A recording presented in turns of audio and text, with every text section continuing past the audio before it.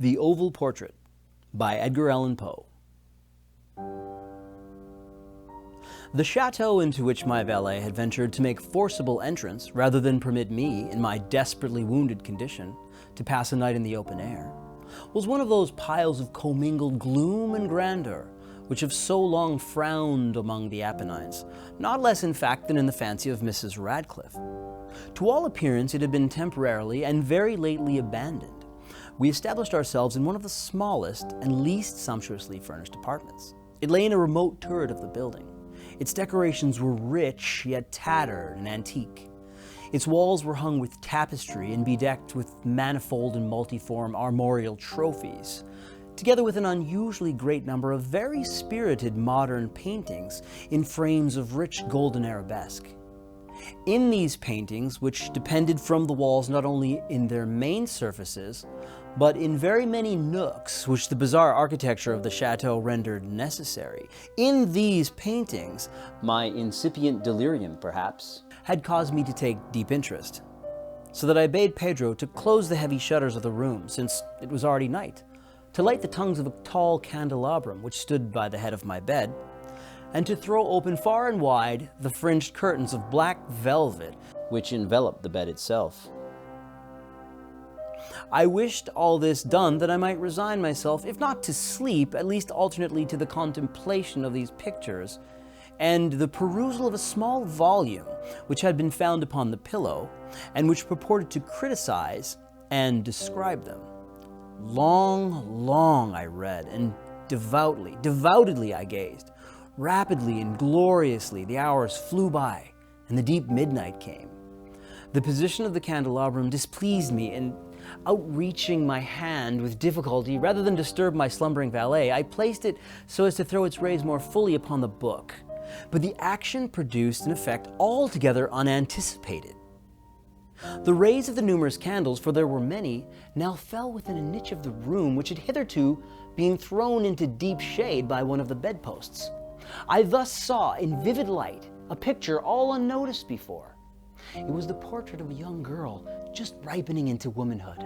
I glanced at the painting hurriedly and then closed my eyes. Why I did this was not at first apparent even to my own perception, but while my lids remained thus shut, I ran over in mind my reason for so shutting them. It was an impulsive movement to gain time for thought, to make sure that my vision had not deceived me, to calm and subdue my fancy for a more sober and more certain gaze. In a very few moments, I again looked fixedly at the painting. That I now saw aright, I could not and would not doubt, for the first flashing of the candles upon that canvas that seemed to dissipate the dreamy stupor which was stealing over my senses, and to startle me at once into waking life. The portrait, I have already said, was that of a young girl. It was a mere head and shoulders, done in what is technically termed a vignette manner, much in the style of the favorite heads of Sully. The arms, the bosom, and even the ends of the radiant hair melted imperceptibly into the vague yet deep shadow which formed the background of the whole. The frame was oval, richly gilded and filigreed and Moresque. As a thing of art, nothing could be more admirable than the painting itself. But it could have been neither the execution of the work nor the immortal beauty of the countenance which had so suddenly and so vehemently moved me. Least of all, could it have been that my fancy, shaken from its half-slumber, had mistaken the head for that of a living person. I saw at once that the peculiarities of the design, of the vignetting, and of the frame must have instantly dispelled such idea, must have prevented even its momentary entertainment. Thinking earnestly upon these points, I remained for an hour perhaps, half sitting, half reclining, with my vision riveted upon the portrait. At length, satisfied with the true secret of its effect, I fell back within the bed.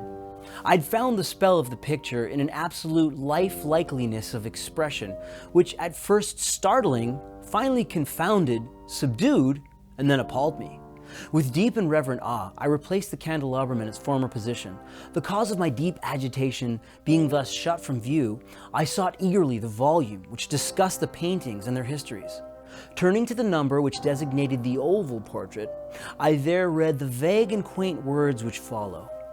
She was a maiden of rarest beauty, and not more lovely than full of glee.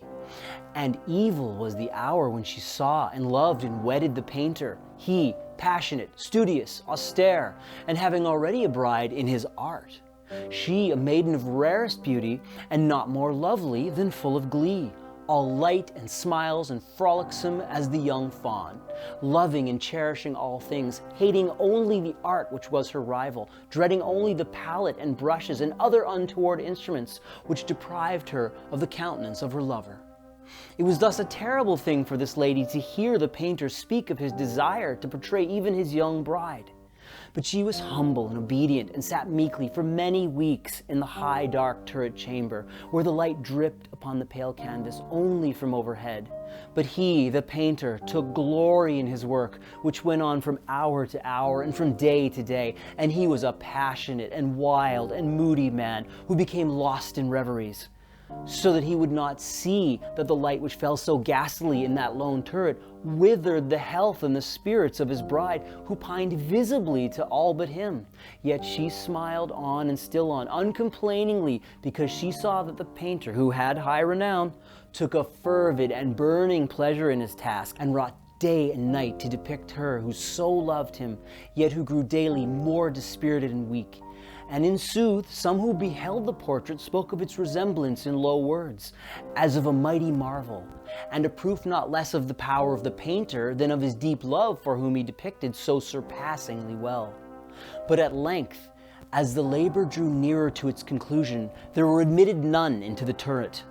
For the painter had grown wild with the ardor of his work, and turned his eyes from the canvas rarely, even to regard the countenance of his wife. And he would not see that the tints which he spread upon the canvas were drawn from the cheeks of her who sat beside him.